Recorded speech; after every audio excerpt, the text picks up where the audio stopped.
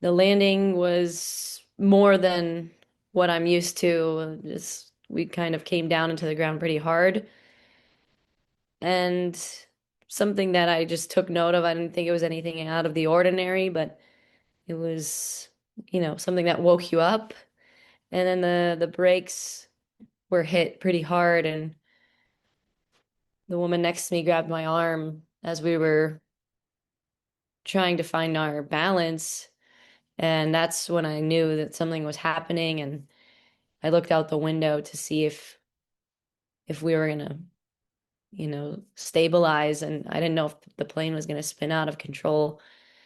So that was, a really scary experience.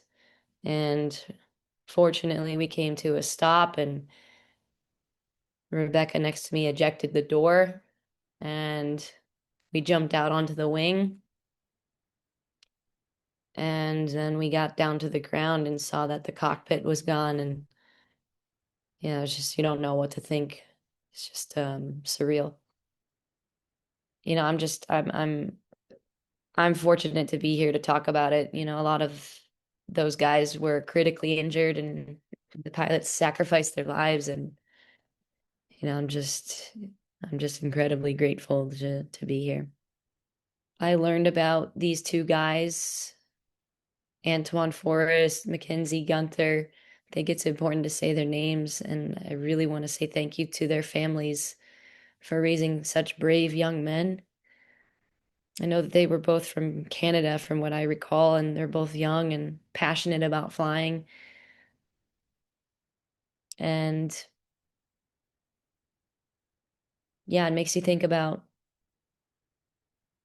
how people go into professions that take a lot of risk to keep other people safe. And it's a testament to their training that they put on the brakes versus what a human instinct would say is to swerve out of the way.